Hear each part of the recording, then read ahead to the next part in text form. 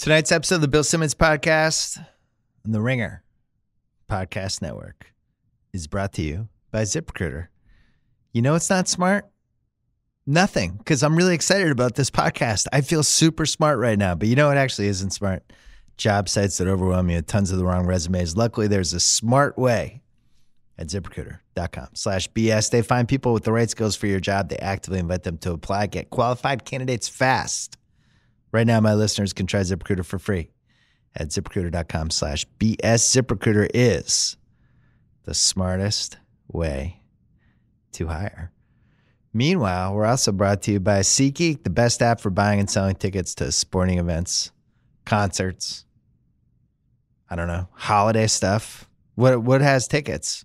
Use SeatGeek. $10 off your first SeatGeek purchase on any game or sporting event. Use promo code BS. Download the SeatGeek app or go right to SeatGeek.com. We're also brought to you by the Ringer Podcast Network, which is having a phenomenal week with NBA players. Did you hear the JJ Redick podcast with Jimmy Butler? It was great. Jimmy Butler explained his whole Minnesota exit. I still hold it against him like 20%, but it at least made a little more sense hearing him expound on it.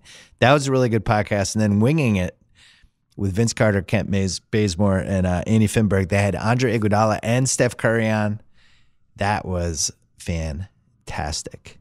And also caused a big news cycle. Jesus. Steph got in trouble for some of his comments about the moon landing. Hopefully he'll come back on the Ringer Podcast Network. We're trying to get him on Shaq House. Joe House wants to make Steph Curry his co-host. I don't know if Steph Curry can fit it into his day. We're also brought to you by TheRinger.com, where we have some really great stuff coming this week. There's already some great stuff up there, some great best of 2018 stuff.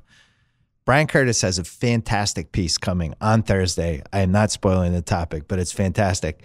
We are also premiering our first episode of a series we're launching on YouTube and on the Twitter tomorrow that I'm very excited about. It's I don't want to spoil that one either, but let's just say I'm one of the actors. Oh yeah, you get to see me act. Incredible. All that stuff's happening at TheRinger.com. Coming up, Kevin Durant first, our friends from Pearl Jam.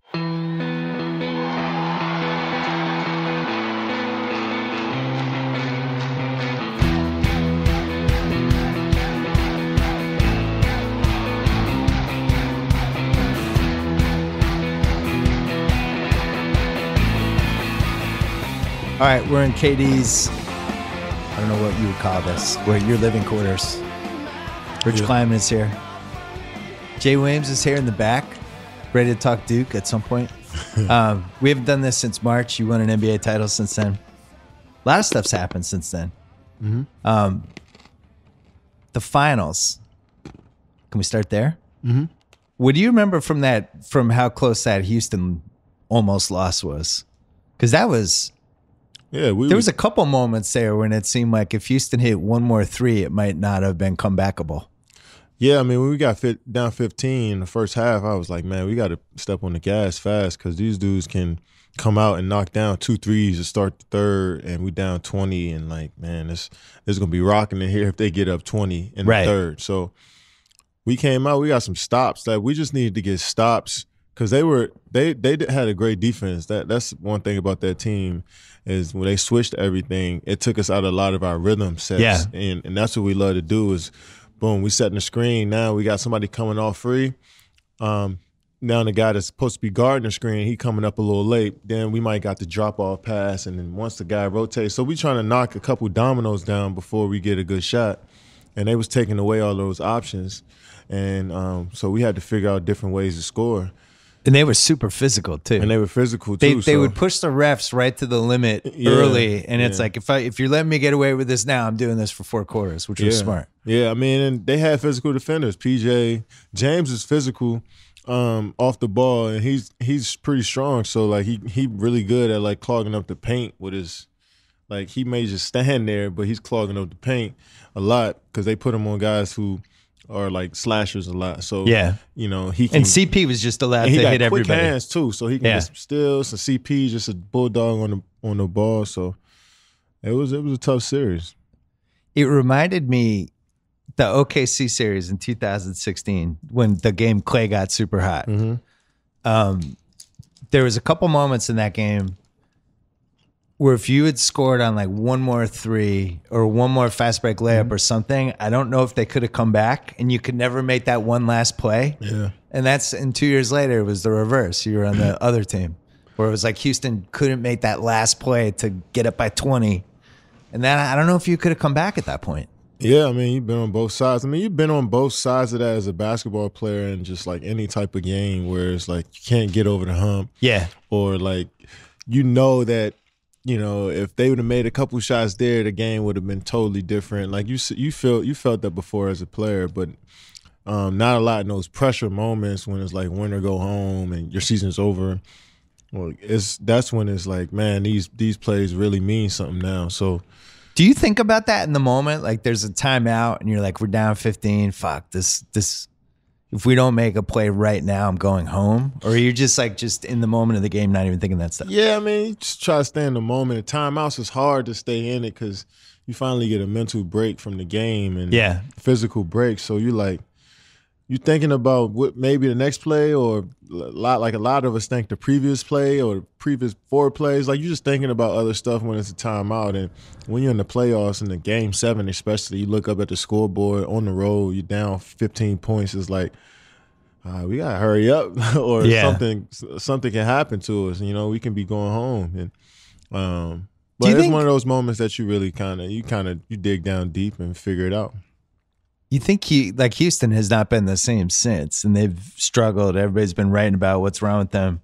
When you get that close and then it doesn't happen, is it almost hard to rally back the next season? Some people seem to think it's like almost like mentally breaks a team and you got to rally back from it. No, I wouldn't say it breaks a team. I feel like that was their first year together, and you know, CP just signed, so they still got some. I wouldn't say that was their last chance at it. You know, I think they really believe that they're going to be a part of. You know, they're going to be around and be a contender for a while. So obviously, it was tough to lose. I'm sure it's tough to lose a game 7 like that, especially losing one of your key players and at home.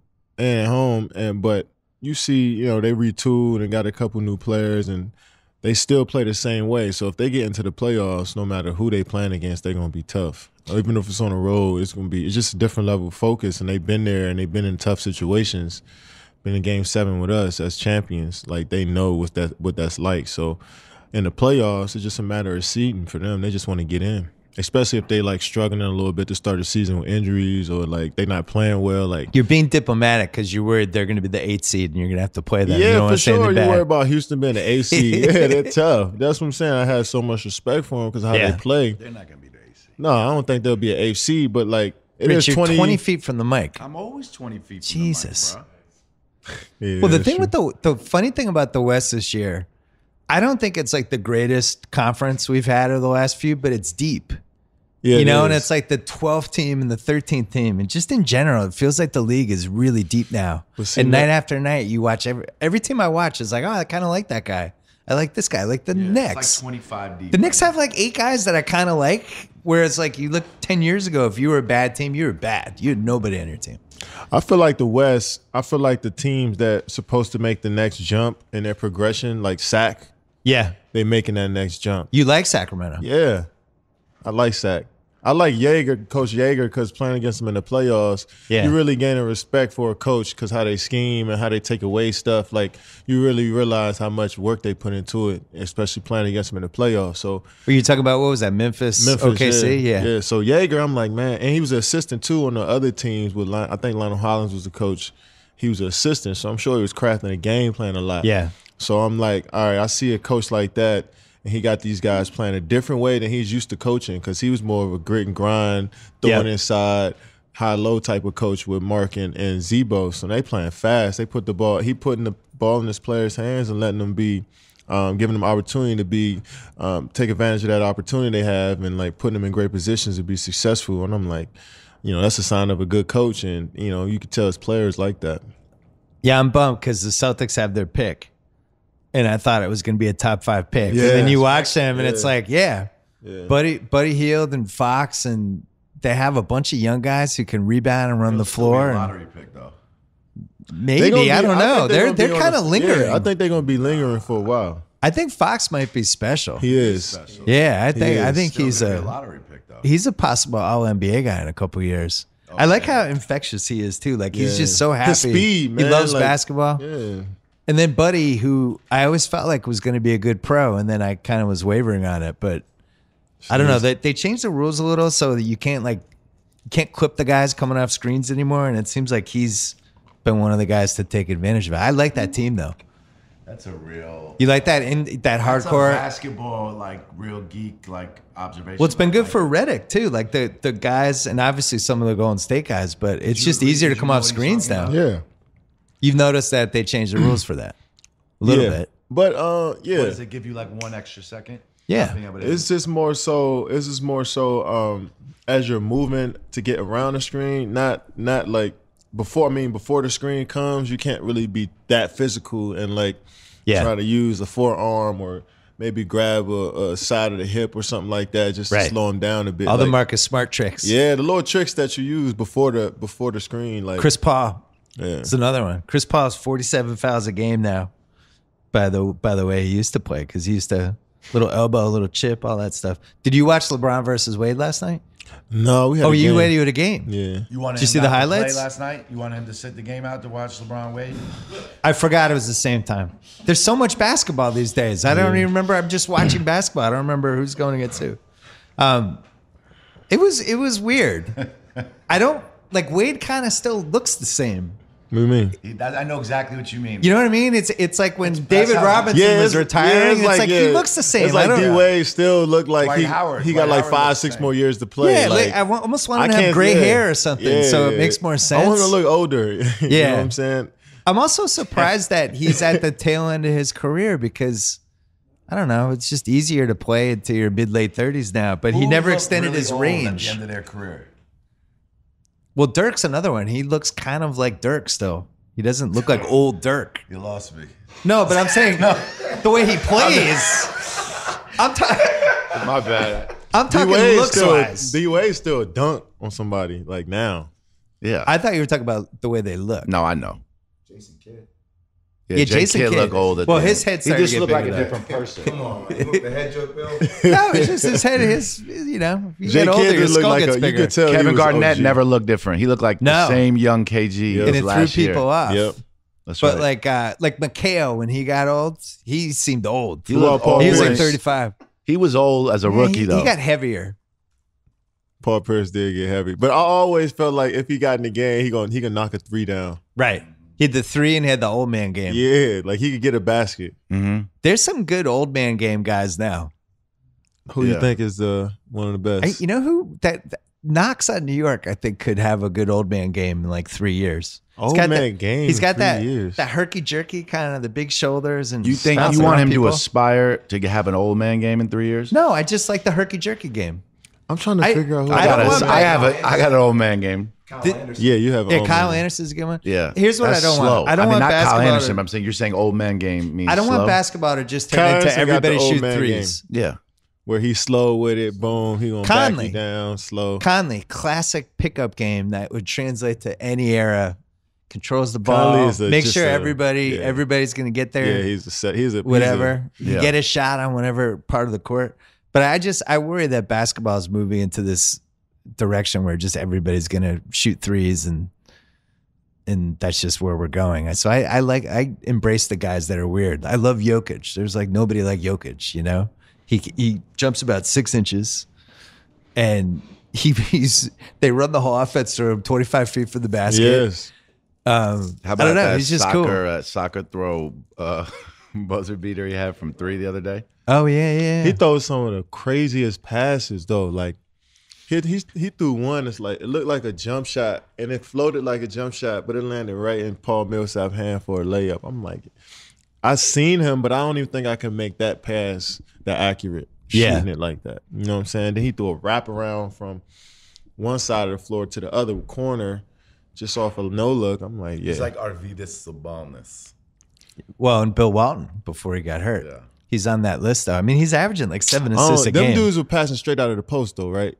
Bill Walton was pretty crazy. But he was only passing out of the post. Yeah, he wasn't This dude is 25 feet from passing the from the basket. three-point yeah. line. Sabonis would Yeah. pass from. Sabonis allegedly could. Nobody. I mean, there's barely any video of that stuff though. I feel like I watched him play. I seen You can like watch him on YouTube. you Well, can go you on saw him in YouTube. Portland when he was old. Like that was somebody who, when he got you're old, saying, he like, got old. Young Sabonis. Yeah, Young I never Sabonis. saw that. That's when they called him. What was the nickname they had for him? It was like It was like God, yeah, like God, Russian God. Russian God. Yeah, he was like he's not 7 bad, feet, you could know. pass, could do all that stuff. Yeah, there was like because he didn't come to the league till 35. It's funny. Everybody says What, that. for real? Yeah, I thought he was like late 20s. No, he was at early 30s. It's funny. Everybody says the center's dead, and I think we have a lot of fun centers right now. Yeah, we do. Embiid's a freaking beast, man. He's putting up Shaq numbers. Yeah, he's It's like good. high 20s, 13 rebounds. I love Embiid's game. You know what's interesting about him? I'm interested on your take on this, KD. He's really competitive to the point that he actually wants to like destroy You all his around. rivals mentally, Everything, yeah. which is you never kind of cross that line. It's almost like he's got like a dark side. He's like he sees Andre Drummond and he goes, "I want this guy to have his night ruined and question whether he's still a good NBA player after tonight." You never go that far when you're playing somebody. You trying to rip somebody's heart out?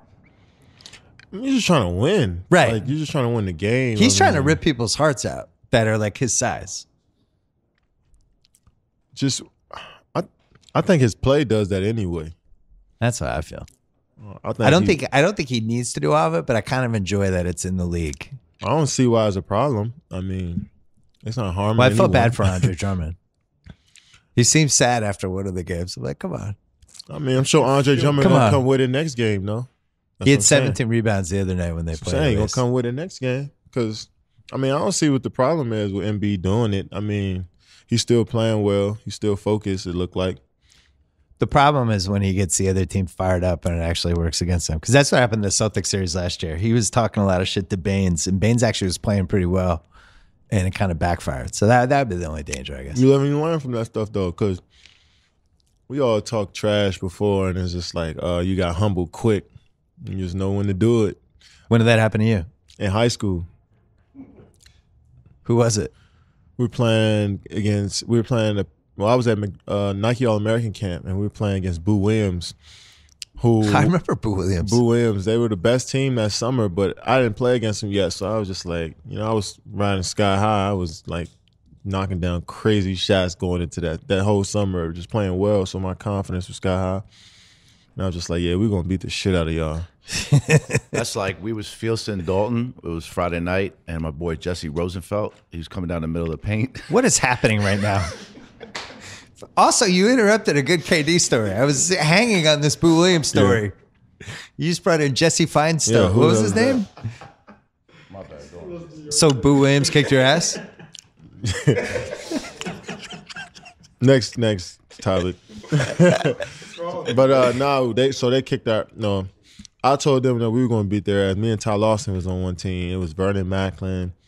They had some high D1 players on their team, and like a lot of low major D1 players. We had just two high D1 players and a couple, just low major D1 players. So they had a really talented team, and I was just talking so much shit, and Didn't work out. I had like 9 points. I missed like 8 threes. Like after every shot I missed, I'm like, damn. And the dude I was talking shit to, he catching lobs and dunking on people. I'm like, let me focus on playing ball today instead of talking shit. And maybe wait till after the game. Yeah. You know what I'm saying? So I just wasn't focused on actually winning when you talk like me, I can't do it. What was the first big OKC playoff series was against the 2010 Lakers, right? Yeah. Did you guys talk shit to Kobe or were you just quiet? No. You quiet against the best like that because you got. Do you feel like I you're too said- deferential? No, it's not like you're too nice either. You just don't say anything. Just do your job. Like you're not going overboard trying to like push him over and talk shit to him just cause you want to be tough, or like you're not being super nice to him because you Kobe Bryant. You just like playing hard as you can because that's what he gonna respect more than anything. And Did he talk shit to you? no, he never started anything. He always just finished it. I mean, if you talking shit to him, he gonna dish it back out, and he not gonna hold. There's no holds barred. Like he gonna say whatever comes to mind, and it's just like usually flexing on everybody. I feel like he took Tatum under his wing intentionally to try to screw up the Celtics. All of a sudden, Tatum's shooting these 19-foot fallaways with a hand in his face, and I'm like, you weren't doing that last year. Why are you listening to Kobe? He was doing that. He probably wasn't doing it 6 times a game. He probably was doing it 3 times a game last year. I don't trust Kobe's intentions. I know he doesn't like the Celtics. He's all of a sudden he wants to help out Jason Tatum. Celtics? That's my point. He doesn't like my team. Stay away from our best player, or our best young player. Stay away from him. He can't even like talk basketball with him. No, stay away. I'm not interested in your input, Kobe. In 2011, you played Dallas in the playoffs, and I think you were actually favored. It was Dirk ended up having the run, and he ended up beating LeBron and Wade and all those guys in the finals. But in that series, you guys were favored in the second round. Yeah, No, we lost them in the conference finals. conference finals. Yeah. We were favored that series. I think you were. That was pretty old We were on Dallas the team. road. Wait, I know, but you were like at that point you were like America's young favorite team. We won game 2, so I'm sure that's probably why. Was Dirk on the talk? road. Did Dirk talk shit? Nah, he ain't talk shit. He one of those dudes too. You talk shit to him, he'll say some shit. He'll say he'll just kind of look at you like what are you doing, and then he'll proceed Be to bust your confused. ass. Like he won't say much, but he'll acknowledge that you're talking shit. But he just never said nothing either. He just played. Shit talking received. Yeah, he received it. Yeah, and he played that way too. You could tell he was a dog. Like he just didn't give a fuck about you. Like he didn't care if you talk shit. He's still gonna go to work. Yeah. Who talked the most shit of anyone in your generation? KG. KG, even when he was KG. kind of like past his prime, was still talking like he He was started like a games superstar. talking shit. That's how he got going. Did he talk shit to you? Yeah. Oh yeah. My first game against him. What would he say? My bad. Go ahead. I feel like shit talking. I never played in the NBA. Right. I know you have 1.3 million followers, listeners. Newsflash, I never played in the NBA, but I feel like shit talking is of legend a bit, right? Like, did Kevin Garnett really shit talk you more than anyone else, or did you feel like everyone Yes. had told you that he was going to be the Yeah, one KG shit talked to talking? everybody. No, he that was really like a big talked a part of lot his of shit. game. Don't come chiming in if you ain't been on the in the Rich, on the Rich court is with 0 these for dudes, 2 with yo. interruptions. I said I don't know. You haven't been in the trenches with these cats. I know, that's why I'm saying I don't know. But you stopping it like, yo, are you really telling the truth?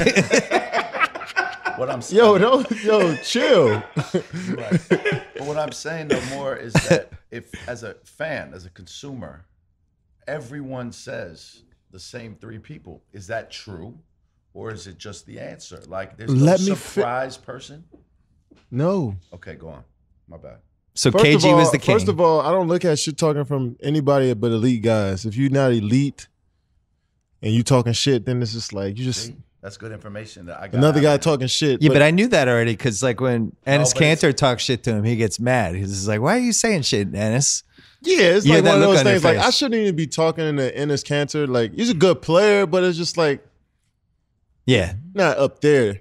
Yeah. So I get mad at myself when I talk back to Ennis Cantor. But if I say something to KG, I'm like, all right, bet, yeah, I'm with it today. You know what I'm saying? Confused for you though. Yeah. He's lighting the fuse. Yeah, KG is just like, all right, you got to be on your game today outside of playing. Like you got to know this is one of those Will played nights. against Mike. Did he shit talk you? Oh, the entire time we played. Yeah. Shit talk Mike. Well, Mike, you never played If he against Mike, started did you? shit talking me, yeah. Huh? No. Did I play against Mike? I'm trying to think with Hell how would that no. have happened? No, not in the NBA. I'm just saying like in he a said Jay scrimmage Will or did. yeah. But you Oh, never like a scrimmaged summer against run? him or played a Nike never thing been or any around of that him. shit. Never been around him on the court. I got to see him once I wish. at the Four Seasons playing Boo Ray with 3 other guys, and he became full MJ and started bullying and trash talking. I was like, oh, this is great. Who was in that game? It was him and Oakley against 2 other people that I didn't know. Him and Oakley together playing Yeah. cards. I bet that's a dynamic duo. I wrote about Folk this. come in, start talking. Well, I wrote about this when it happened because they sat down at this table and I just felt like the cards were going to come out. They just had that look to them. And then all of a sudden cards came out and they were off. I'm trying to think who else was the famous trash talkers. I remember Gary Payton. Yeah, I heard Gary Payton was I like heard, Iverson. What'd you just say? What? You heard I heard, yeah. Iverson. of legend. Iverson was But famous. I played against KG, so I knew. That's true. What do you think of Iverson being like courtside for these Philly games now? I kind love of it. like it. He is the 76ers. Yeah, I think it's been effective. I'm the most fascinated For by this that team, generation, he's the especially 76ers. since Jimmy went there, and you have Embiid and you have Simmons and you have Jimmy, who conceivably, I would say, are 3 of the top 20 guys in the league, maybe even 3 of the top 18. You said Simmons. Simmons, Embiid, and Butler. So 3 I of don't the know. top I don't 20 know if guys. Simmons in there yet. You wouldn't throw him in there yet. Not yet. I think I Em- voted for him for 13 All NBA last year. I think Embiid and Butler has done it for a little longer for me to say that. That's fair. You had Embiid. I heard your podcast where you went through your early season MVP predictions. Yeah. You had Embiid up pretty high. I had him as an MVP candidate. It's interesting, though. She's a beast, bro. Butler went to the He's team, tough. and He's real tough. Embiid even talked about it 3 days ago that he's had trouble adjusting to the Butler trade. Of course, it's somebody else that because Embiid got the ball a lot in his hands. Before Butler came, he had to rock a lot of possessions. He had the ball in his hands. So now you got somebody that can handle alongside you. That's going to take the ball out your hands a little bit more. So you're going to just once you adjust to that. That's what I'm saying. You got to look at them in like March, April, how they end the season. I think if they get it, they get it right, they could be tough. I like that he said that. Why? I don't like that he said it to the media. I don't. Yeah, let me not get in the way of. I don't. It's not my business where or who he said it to, but in general, like the fact that he said it. Yeah, I like he's thinking it. Ideas, I like that he's thinking it. Yeah, he's a hooper. He threw him off. He wanted to talk about his yeah, health. Probably. yeah. I get that. Yeah, I'd like that he's thinking it because he's thinking about how he can be effective out there. That's half of the battle. But then he says it, and then it becomes a story for an entire day, Yeah, and 'cause- people pull the headline out of context, all that stuff. Exactly. You know, but like 7 microphones in your face the second after the game, emotions running through. It's tough. I mean, Embiid just know it's not really that serious, but it really is to people if you say something like that. Like, I don't think it's going, like, he's not looking at it like it's really going to hurt anything, but he's just like, this may help us as a group, so why not say it? You know, so I can get it. I get it because I feel the same way sometimes. I was excited when he said it because as a Celtics fan, I was like, this is great. Butler's going to screw up the Sixers. But then I read the quotes, and I was like, oh, this makes sense. Embiid was getting the ball a lot, and now he's not getting the ball quite as much. He's getting used to it. It's refreshing that you're so honest about how know much you you. love your teams. Yeah. Like, I want Troy Aikman at the end of a Cowboy game. on Just- Fox, just be like, just yes, to, we like, did it. Stop bullshitting and just be like, Yeah, seriously. Like, seriously, when he does a Giant game, I mute the TV. It's a joke, man. You're just really honest about I it. was so upset that the Celtics started off badly this year that We know. I was in a funk. But now it's fine. We just had to move the lineups around. We're good now. What about the Dolphins? we'll see in the What Final about Four. The end of the Dolphins. No, that's fine. Patriot game. That doesn't That's bother fine. you? No, it bothered me financially because I bet on the Patriots. But Yeah, but It's- you, that, no, you we're gonna lose fine. that We're bet gonna be 2 anyway. seed. What was the spread? No, we teased them in a money line. Oh. Teased them down. All they had to do Teased was it win. down to even All they money? had to do was win. I had them in KC, and I'm watching, and I'm concentrating on the KC game, and then I look on one of the other When you TVs, tee- and when you guys do are a running tee around. in reverse, you do the same time slot where you do 2 games at 1 and then 2 games at 4, where you split them 1 and 4. I usually like to do right in the early time slot. Yeah, you got to do your 1 o'clocks, your 4 o'clocks, then you just got to Yeah, play yeah. around at 8 o'clock. Yeah. Sometimes you got to let it go. Did this whole NBA gambling thing? Are you even following this, KD? Nah. This It's is all like over the story.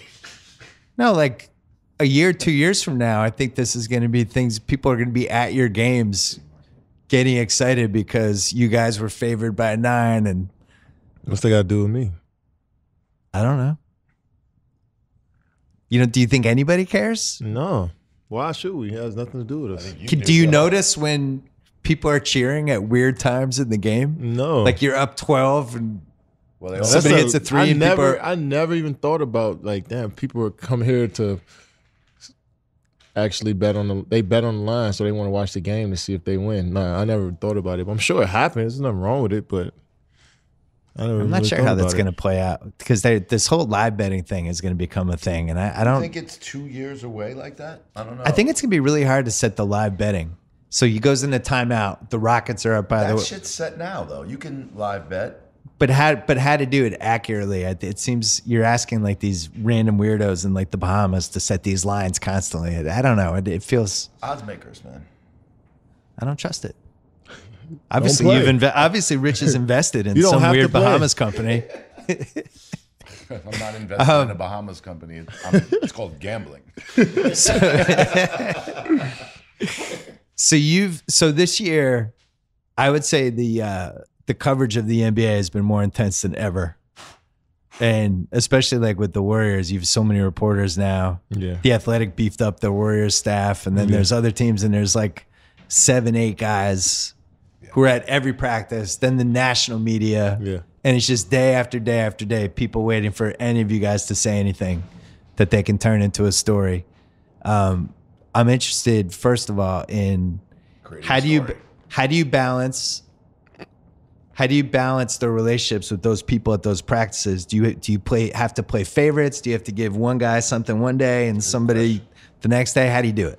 I'm just pretty cool with everybody. If they want to, usually when we have a media scrum, if somebody wants to talk to me on the side, he tells me I shouldn't do it. But I just enjoy talking basketball and just the NBA in general. So a lot of those dudes know it, and a lot of those beat writers, whoever, national media who come to games or practices, they just know that they can pull us to the side at any time, and have a word. It's on us to make a decision if we want to talk or not. But most of the time, I'm just cool with a bunch of them, so I don't really have to play favorites. But obviously, I know a couple more than others. But everybody's just cool. I'm just cool with every one of them. It's almost like The Bachelor when the guy has the 25 girls in the mansion the first night, and they're all asking to steal him for 2 seconds. That's what it seems like the life of the Warrior stars is like. To Mark Spears. Yeah, it's like Chris Haynes is like, KD, can I steal you for a second? Yeah. He pulls you aside. Yeah. What happens if two guys try to steal you at the same time? I mean, you just have to take them both? Nah. I mean, I don't have to do anything. I mean, you like this stuff though. Yeah, it's cool. I mean, like I said, if you would be around this and you want to cover as much as intense as most of these guys cover it, like, why not? I talk ball all the time. I like talking the league. I like talking just basketball in general, the game itself. So if you want to be around, I mean, at that time, why not talk?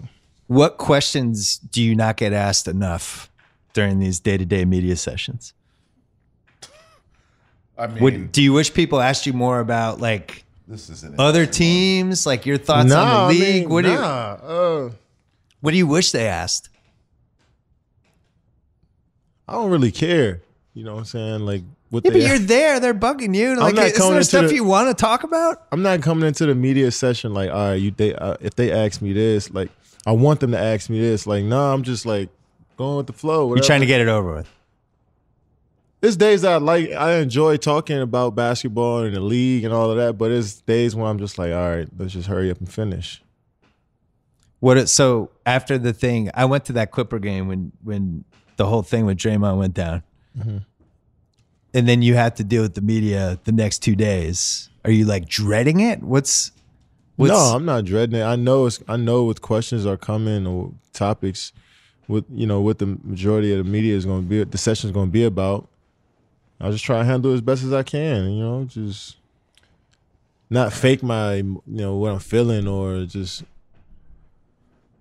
not try to be extra, just be myself, be authentic, but keep stuff in house though. I try not to reveal what's going on in the locker room or what guys think about certain things or what's said, or I just try to keep it, to where it is, because everybody know we got into something. Yeah. You know what I'm saying? I'm not trying to dive into details, but be myself. What do you think of the media? I went Bill? to the game. No, I want to hear what you think right of the away. media for a second. In what sense? Just the landscape of the media right now. I think the basketball media is the most fun it's ever been. Because Fun for who? Because I think all the people that cover basketball now really love basketball for the most part and really enjoy the product. Like one of my frustrations when I was coming up, and one of the reasons I think my column did well initially was because a lot of the people that covered a sport like the NBA it seemed like it was their job, but they didn't love it. And I would go to the Celtic games and I would see people typing their stories sitting courtside as the guys were playing. And I was like, how are you not watching this? These guys are right in front of you.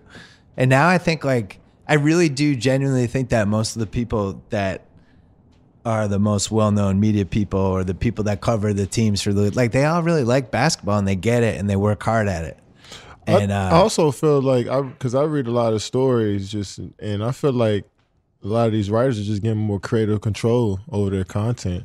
Yeah, and I think that's true. I think that's probably that's a reason why just like the fans' imaginations are kind of running wild with so much, because a lot of these guys they enjoy the game so much and they kind of just writing what they see on top of like what they feel about the game, and they getting that control. I felt like back then when you was reading the paper, it was just like this guy had 25 points on 9 for 17 shooting. He shot well, but also this guy played well, and they didn't it was just mainly what happened in the game, not a lot of just analysis on different perspectives, you know.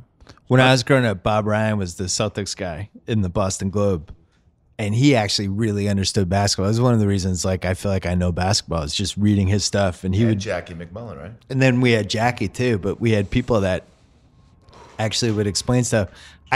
I think with the media right now, between Twitter and if you write something stupid or you write some crazy take that's just idiotic, you're going to get skewered on social media pretty much right away. And it puts more pressure on writers, I think, to at least not do that and to be fair, or at least mostly fair. Because if they're not, they're going to take shit. And I do think there's some checks and balances now that there weren't 10 years ago. I just think the biggest thing with the writers now, because everybody's a writer now if you have a platform. Yeah. I just think, I feel like they think their only duty is to be truthful or just honest to their opinion and just kind of stand on their opinion, but also on side of that, give facts, give stats, give analysis on what they kind of see, but more so than anything, it's just going to be from my perspective. Right. You get what I'm saying? And there's a lot of those people that are out there. What do you mean the last part? That they're just really giving you a look, not just based off of so how I'm trying to explain this. It's more so just opinions and mixed with a little bit of facts, mixed with some clip. Little fact at times, right? Little fact at time, but also from how they view the game. Yeah, my thing is and I say to him a bunch is that first of all, they should be called writers. They're like reporters. Reporters, yeah. Because they're not all writers. True. At all. So you can't call them all writers. And they're all reporters, and they all get access. I'm confused at times with the amount of access, right? Then you get that amount of access, then the rules should just change a bit. The way the rules on the court have changed and evolved, I don't understand why they have to stand in front of 15 microphones the second the game ends. I feel like I disagree with that part. No, but I'll tell you why. Because of the amount of access that's given, the amount of information that we consume from basketball players on a minute-by-minute basis. I always felt the need to hear from everybody after the game because that was the only information I got. Right. That, and then then SportsCenter came, and then it was the morning paper.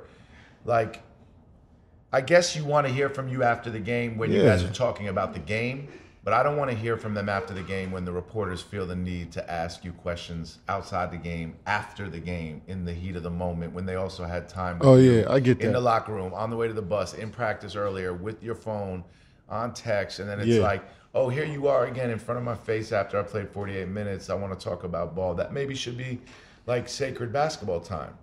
I don't know. I just think there's no rules apply to it. And I don't know as a fan what I'm really supposed to get from those post-game press conferences, because that's what I'm saying. What is that moment exactly? Well, I just don't know. It's just what am I going to learn? Your view of the game. I mean, But it's like, KD, what happened out there? You missed some shots in the fourth quarter.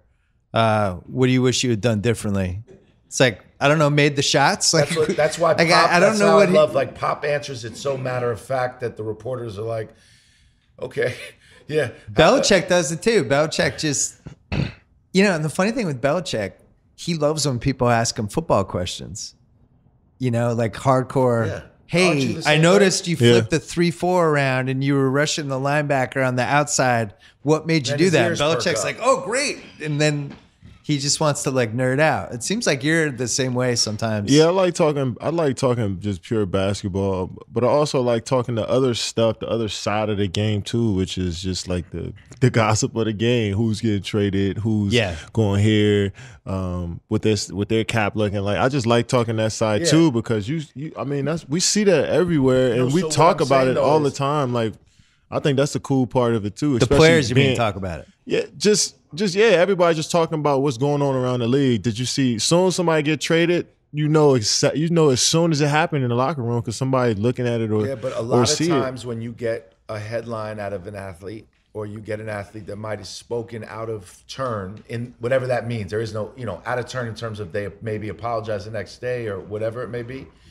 It's usually the heat of the moment, right? Yeah. So the media is able to lead you right after the game in the quote unquote heat of the moment. It's like in those 10 minutes, some things maybe should be like a bit like left to the side. Like if they're going to be able to walk with you during practice in the hallway, ask you questions about your personal life, your mom, your dad, how you evolve, where do you want to live, how do you want to live, do you want to be here for this? Then it's like right after the game, let's talk about basketball then. That might be for the heads. Don't put a mic in my face I get and what you're say saying. like, I get what you're yo, saying. you just played 40 minutes, you lost in overtime, but like, did you have a chance to talk to Draymond yet? Like, man, yo, chill out. Like, just play basketball. Then you know why you may react by saying, like, don't ask me that question right now. I feel that. So I agree with that. A little bit of a rule to it, but I get that that at this point, like, have a conversation. It's no rules now. It's like, but whatever. Ask you want. Shit anyway. Yeah. Well, I think it's interesting. I think it's interesting about who cares if we don't like it? I mean, we don't really care about it. We don't it. like it, but it's like it doesn't really matter. But like, who cares if we talk about it? Come on, Bill, come into our world. We don't give a shit.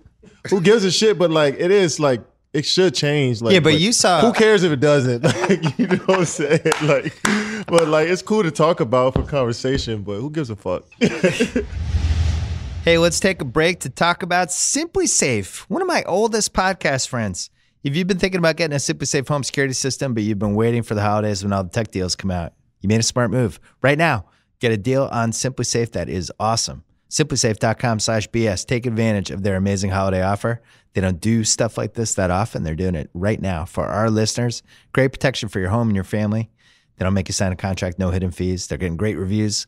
CNET, PC Mag, Wirecutter all say Simply Safe is the best security system there is. If you're looking for a security system and want a great deal, go to SimplySafe.com/BS. Make sure to use that URL. It helps the show. It makes people happy here at The Ringer. SimplySafe.com/BS. That is Simply Safe with 2 I's. Hurry. This offer ends soon. And since we're here, can I tell you about Allbirds? Oh, I can? Awesome. They're dedicated to making stylish, comfortable footwear using premium natural materials designed for life's everyday adventures. Their wool runners are comfy shoes made from wool. They're soft. They're designed simply. No unnecessary logos. They come in a bunch of classic and limited edition colors that you can wear to work or to play in the office or out in the town. You can feel good about them too. Made out of New Zealand merino wool. Requires 60% less energy to produce than typical synthetic materials used in shoes. They have sent me some. I've talked about them. I mentioned how much I like them. People in my life have said to me, hey man, I heard you talk about the Allbirds. I'm wearing them right now. I swear that's happened. They're good shoes. Kyle, you're not good enough to get them yet. Sorry. Oh, I got them. Oh, you got them? Yeah, you mad?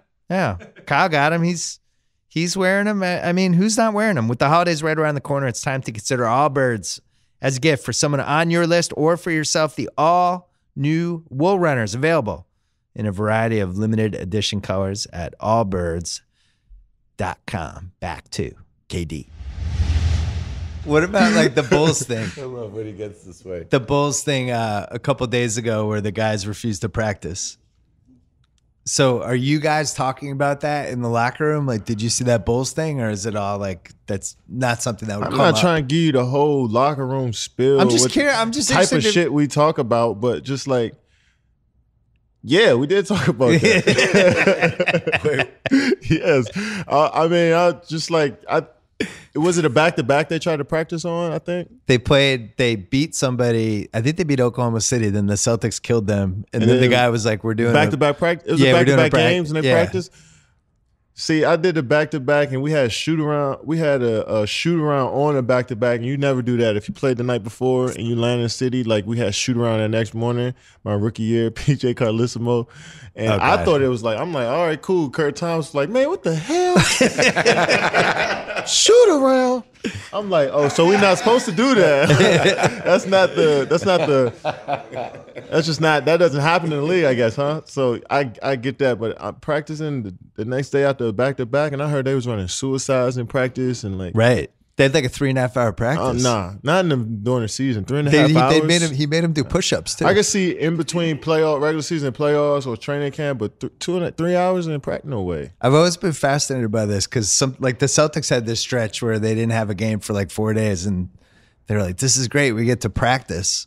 Like, how much do you actually practice during the season? It's hard when you're traveling and you playing games. Yeah, it's hard to get a good practice in. Like, we probably get one good one.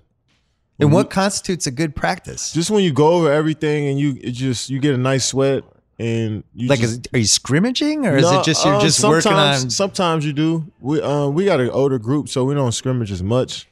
But I like when I was in OKC, we scrimmaged. We were good when we went to the finals and we scrimmaged, but it might be like a half court control scrimmage where we go in situations and we just might practice against a zone here or against a set defense here. But it wasn't a full up and down, but we got a good sweat. But here with the Warriors, like when we scrimmage, we just trying to blow it out and get our sweat in, and but also work on our stuff in a scrimmage setting. But when we get we really go like 30 minutes. Does he stack it so the starters are on one side and you're playing the bench? Usually the starters stay together because you want to build that continuity in practice. And starters and training camp, you mix it up, but during the season, if you want to scrimmage, what side is Swedish Larry Bird on? He's on the other side usually. What's it like to play with the Swedish Larry Bird? Yeah, he's the best. I told you you'd like him when you signed him. I was like, you're gonna like this guy. Yeah, he's one of those dudes like you could tell he played in good systems his whole career. Well, not with the last few years with Boston and Utah. In Utah, he's screaming out coverage as soon as you cross half court on defense. Like if he behind you, he's screaming out of coverage. Like he talking you through everything. He know how to play basketball on that level where he got coached. So I like being around him. Have you seen? He's feisty too. Yeah, he gets in is. like fights and like little almost fights. He is. He rubs people the wrong way, which I always enjoyed about him. Yeah, we liked him in Boston. I don't know how the Swedish Larry Bird thing started, but I used to Larry love it. Bird. He got that little set, like the little slingshot. Yeah. I wanted to talk about legacies and stuff because I was texting you about this, that I thought this would be a good topic. About, you're in a position now where you're one of the 5 best forwards of all time. You've won MVP. You've 2 finals MVPs. You're over 20,000 points. And now you're in this group with like Duncan and Bird and LeBron, Dirk, basically. And Karl Malone. No, I think he's a notch above the Malone, Barkley, Dr. J group would be my assessment as the author of the book of basketball. Dr. But J. do you care? I haven't heard anyone mention that in a while, but I love that. Dr. J was ridiculous. No, I love it. I'm saying, come on, don't act like Dr. J's in all these conversations. He should be. Yeah. The thing is, Dr. J keeps a low profile, and that's Dr. J mentioned in any of these. He should be. He's a legend. I agree, but just admit, Bill, this is the first time Dr. J's been mentioned in a while. When you hear like Stephen A. You're not in the conversations in my house. No, I'm not. We mention him all the time in the Simmons house. Your wife and your kids. Dr. J was a legend. What are you talking about? He is. Without question. And I love Dr. J. I would say Malone is the one that has fallen out of kind of the public eye. Because like Barkley's on TV, so he's kind of You know, and like same thing with C-Web and Reggie Miller. Yeah, I think what when is you that? stay on TV, you're in the public conscience more, you know? Oh, so Mark Jackson is my That's why that man. stuff Don't don't shit on matter. him. Then he's top 5 too. So, what are you talking about? Back to the legacy thing though. Do you care about this shit? Do you think about it? Like you have a chance now to finish your career with only one MVP. Do you think about like shit? I gotta get 2, or is it like fuck it? I'm just balling. I don't care. I it's don't just think about more any so of this like shit. fuck it. Like if it happens, it's cool. It's just experiencing it one time was really cool. So But you went into that MVP season. You're like, I have this in me. I'm gonna do this. no, I didn't. Really? I didn't. Nah, it's just, the situation just played out perfectly because I went into it like any other season. I'm going to go out there and try to get the best shot that I can every time down. If I get it a lot this night, I'm going to try to score as much as I can or make a play as much as I can. That's just my only mindset, and it just happened to equal up to averaging 32 that year. And It's a Russ pretty good went year. out, so I had to do more with the ball in my hands. And I went and had a great month scoring the ball, and that's what kind of took me over the top. But I wasn't planning on any of that. Larry Bird quit drinking beer. That's what got him going. Yeah. Really? They To win traded his Rick. first? They traded Rick Roby, who was his drinking buddy. And once they traded him, Larry Bird won 3 straight MVPs. So you think Larry Bird didn't have a beer that whole season? No, he probably did, but he talks about like the best thing that happened to his career at that point was Probably they traded went Rick from Roby. like 12 beers a day to probably Rick like Roby. 4 beers a day. Yeah, maybe he quit drinking during the playoffs. Probably it. There's always been rumors he might have had a Marlboro Red or 2 during the summers too, which is a different era though. So you don't care about this whole legacy all time. You don't used think about to. any of that stuff. I used to, but it's just like it's coming from so many different angles. Everybody has their favorite players, their all-time list. I'm not gonna lie, it is cool to be in that same category with the greats, where people just know that what you've done on the basketball court is as good Right. as some of the greatest players that they've seen play. That is definitely cool for amongst basketball fans, but like banking on that as just a part of who I am is just like it don't really concern me. But it's cool to be talked about for my skills. Like hell yeah, I crafted this shit for a long time, and Right. for somebody to appreciate it, damn right, I would like to hear that. I mean, What about like from the other greats? Is there like some exclusive club Yes, you yeah. hit to where you notice like the greatest players are looking at you a little differently? Yeah, man. Like you when I see s- Bill Russell at that Clipper game. Man, it's all of it, man. From like Kevin Willis, when I seen him in Atlanta, just the love that and embrace you get from these dudes, just because they know that like you're one of them, and on top of that, you're on the elite level. Yeah. It's just love. You know what I'm saying? And Dominique Wilkins, I see him on the floor at the Atlanta games. It's just like that's an OG in the game showing love to a young dude that's still playing. Like it's just real culture shit that I really enjoy when you see these players that like played the game at a certain level or just played in the league and just had a nice career as role players. It's just like love because we know how hard this journey is as an NBA player. Do you feel like one time we did one of these pods and you took it personally that like Barkley was complaining about something and you were talking about why don't the old guys, why do they have to do that? Like we love those guys. We respect them so much and yet they have to do this back in my day bullshit. I just feel like that's a part of the job. I mean, for what most of these guys do, especially if they in the media or they on TV, like that's just a part of the job is to really analyze the game from their perspective. And before, it definitely did get to me not get to me, but like made me ask like, why are you saying this, Charles Barkley or Right. or whoever is talking? But Charles is usually the one that people talk about as an NBA player that talks about the younger generation. But it's just like I was asking myself like, damn, Charles, like, are you a ball player still or are you a part of the media? But now I'm just like, that's just a job. I like when let 'em rock. when the ex-players still they talk about themselves in the present tense just out of habit. Like Kenny and Charles, and Kenny would be like, see, the thing Charles loves to do is he'll back the defender down. I'm like, Charles hasn't played in 20 years. What are you talking about? Charles is getting washed up right now. You better not try to throw a jersey on. Imagine Charles putting on a jersey on, no t-shirt underneath. It looked trash right now. No, get out of here. But he was nice. Charles was nice. has now been reincarnated as Zion. Zion is Charles 2.0. That's what I said. Zion's my I said guy. he reminds me of Charles. He's Charles. Barkley a lot. Charles Barkley He's was taller averaging Charles. he was doubling them people's easy.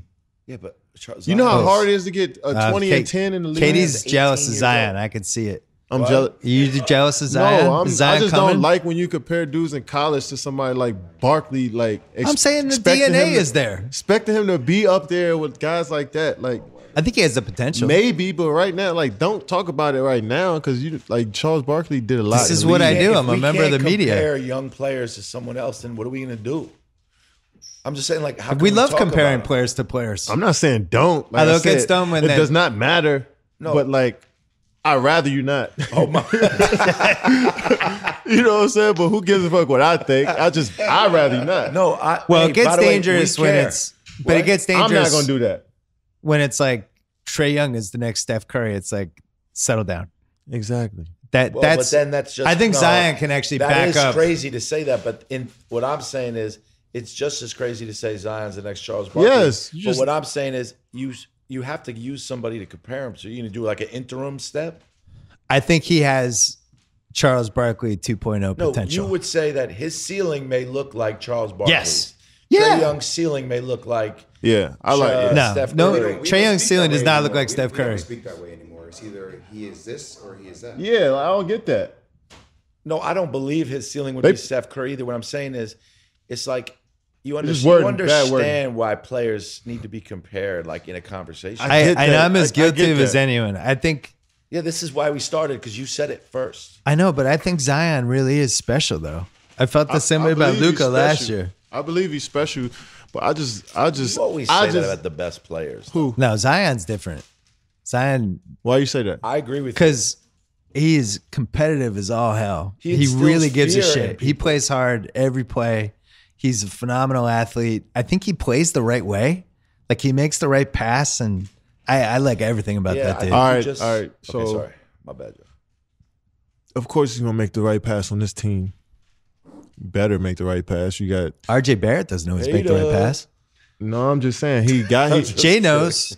I'm just saying. I'm RJ not looking RJ's at going to the that basket. He's attribute looking to at the say- rim. I know, I'm not looking at that to say that this is what Zion's going to be. I'm looking Yeah. at like but he could make. he's he could not make once the right play. in a generation. Yeah, that's what he cannot make the right. He cannot make the right play. But I'm not just looking at that. You know what I'm saying? Like he's a once in a generation athlete. I've never seen somebody like that before. Hey, can I say something real quick? It's Yeah, let's hear it, Jay Williams. How much has it changed over the past like 5 years? And this is how many times do we say once in a generation type athlete? I mean, That's KD, true. you're a once in a generation type athlete. LeBron's a once in. I mean, we're starting to have a lot of these once in a generation type athletes 11th. coming through. But that's the pretty wrong fast. people saying that though. Excuse me. No, I- he's right. You're right, Jay. Yeah. That is true. Think about. I think there's three. But I there's think once you call it know, once that's in a what I'm saying. generation, it's like when you put it all together though. Like LeBron, he's once in a generation athlete, but he happened to put it all together, like to combine like his skill with his athleticism. That's hard as shit to do. To be that athlete and be that graceful on the court and be able to have some skill with it and be able to be smart. Like that's hard to put it all together. And it's like so many athletes that struggle to do that. And I think that's what I mean, like once in a generation as a ball player, because you got to put all of that together That's with your fair. athleticism for you to be that. And that's hard as shit to do. And there's a lot of guys that jumped high and ran fast that didn't do that. I think there's 3 college players. That's You- what I mean, you once were- in a generation. But it is a lot of great athletes out there. Though. Yeah. You were one, Anthony Davis and Zion, where I was like, there's no way that guy's not going to be good in the NBA. There's just, it was like they stood out. You said I wrote who, it at the Anthony time. Davis? Davis was like, you watch Davis at Kentucky, it's like, that guy's going to be an unbelievable NBA player. He's Tim Duncan with Kevin McHale's arms. That's how I felt. Yeah, that's how I felt. It was like there was no way he didn't- wasn't going to make it. But did you feel that way from minute one, or you felt that way by the end of his freshman year? I don't remember the first time I watched him. It was like, wow, that guy is made for the NBA. You could just kind of see it. And, you know, those guys don't come around that often. I remember watching LeBron in high school on one of those stupid ESPN when they were showing LeBron's high school games. And it was just like, wow, this guy's looks like he's 28 already. It almost didn't seem like, it seemed like they were lying about his age. So I do think maybe once in a generation is in the wrong way, but it's Yeah. like once in a presidential term. Yeah, maybe would be a yeah, better yeah. way to say it. It's like Well, once every 4 or 5 years. I've never seen What somebody. a bad term Zion got. I mean, great athleticism comes in different forms, in my opinion. Like we really haven't seen somebody 6'8", 260 that can run as fast as LeBron with the ball in his hands as well and jump high as shit off of one leg like 260. He's like 280. That's what I'm saying. We never seen somebody do it that way. Zion Williamson, I've never seen somebody that's lefty that can dunk with his right hand like that and cock the ball back so far and jump so high off 2 feet. But I've seen people jump high, but not that way. You know what I'm saying? That's what I mean. The other thing with him is different. that full speed spin move he has going either way. Who And Zion, but is in control on the spin somehow. But Yeah, he's in control he's of his spinning body. like violently. It's like he's a tank. Yo, and it's- nobody's it's taking a crazy. charge from him Have you as spent the time joke's with him? been made. I haven't spent a lot of time with him, but we got a chance to do stuff during the McDonald's All-American game. And what I loved about him is that he just went hard right from the beginning. Like there wasn't any like let me ease into the game, feel it out. You know, when you're in high school, it was direct to the point. Like he plays that way. That's the number He one knows thing. he's a beast. Yeah. I've been wrong on dudes, but the number one thing, if it's somebody who's talented, who's playing their ass off, Yeah. I always think that you got to look for that first. Give him the benefit of the doubt on a lot of stuff. Because I never give up on Justice Winslow because I always thought He he is plays balling, hard. yo. He You had watch 6 him, threes but you last watch night. him lately, and he's like he's finally starting to put it together. But he always played hard. He just like he couldn't stay healthy. He was missing threes, and They had a just lot like of he couldn't players put over it there together. too, man. They Yeah. got a lot of wings over there, a lot of 2 guards. Right, a lot of twos and Yeah, threes. a lot of 2s and 3s over there. So it's like a log jam for That's him. why another guy that I can't give up on Kid Gilchrist yet, even though he's been in the league like 7 years. Like I still feel like I think it's on the a- right You still team think he's gonna gonna. fire that jumper? On the right team, I still feel like he's gonna have a moment. He is who he is. That Yeah, what but he I'm is saying, right like- now. Like I think a lot of people still look at him as young. Like he's that Right, he's- player. Like he's going to rebound hard, play great D, be a slasher. Like that's him. And he's had bad luck with injuries. He had that shoulder thing, right? Yeah, I like think 2 he's going to shoulders. end up on the right team at some point. Yeah, but I think, like you said, you're not going to get a different Michael Yeah, Kidd I think Gilchrist. he's gonna- No, Yeah. but you could get. But I think Winslow's got a lot. Justice Winslow's got more to reveal about his game still out, right? Don't you think? He's making threes. It seems like he grew too. I swear to God, he seems like he's like I love him, man. 6'8" now. Love his What game. we always do this when every time we do the pod, KD, the young guy that's impressed you. I think 2 years ago you told us Devin Booker. Mm-hmm. I forget who it was last year. Who is it this year? Have you seen a rookie or a young guy that blew your doors off? Oh yeah, Shai Gilgeous. We played against them early in the year, and man, he got the mid range down. His mid range is so good, and he shoot it with the high release, so it's hard to block at 6'6" when point guards guarding him. Yeah. So you got to put a 2 guard on him, and he's still shooting over 2 guards. Right. So I'm like, man, that size and at that age, he's just going. And once you learn how to shoot the mid range, I feel like the 3 ball is going to be easier for you to shoot because it's hard to aim at the mid ranges like that. He knocking them down consistently. So I like that he's tall too for that position. So he's probably the guy that I'm like stood out the most because I never watched him in college. I was shocked because the guys at the Ringer really liked him as a possible prospect. And it didn't seem like he could shoot. I didn't see him enough in college. I just didn't heard see he it. couldn't shoot in college. I heard he wasn't. I heard he was more like Rondo because I hear that a Right. lot about point guards that's long that can't shoot. Yeah. Every one of them is like Rondo, and I'm like, Rondo's different. He's not, I don't see anybody Rondo's like being one like of a that. kind. Like Rondo's one of a kind. So I never really take that comparison serious, but he got length on him at the point guard position. His arms are long. And he can shoot it. I like the way he carries himself too. Yeah, He carries himself like got he's confidence. like an 8-year veteran. He got confidence on him. Yeah, I'm with you. I think the first time I saw him was actually the time you played him in LA. Yeah, man. And I was shocked that Doc was playing him in big moments because, like, when Doc coached the Celtics, he famously, like, really wouldn't play Rondo enough as a rookie. It was really frustrating. And it was always like Doc, took him a while to earn the young guys to earn his trust. Rondo and was now a Shea, late he's round throwing pick, him out though. there. Oh, thank you. Rondo was a late round pick. This dude He was a was. lottery pick, so you had to play him. He's good. The Clippers and the Kings are the two shocking ones to me this year. I did not see the The Clippers just seem like, I don't know, it sound like middle of the road, but Man, Clippers got a nice team. and then the Grizzlies just staying healthy, I guess. You know, if you told me they were going to stay healthy, I would have People believed don't talk about Jaren Jackson. Like him. man.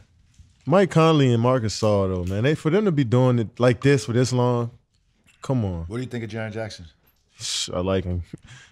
I just like that they sticking to that plan down there as the bigs, having two bigs like that. Yeah. They still play the high-low with Jaren Jackson, but he's able to shoot the three. So, Right. like, you got to stretch the floor out a little bit longer. So it's like, man, once he gets better and get more experience, they're going to be tough.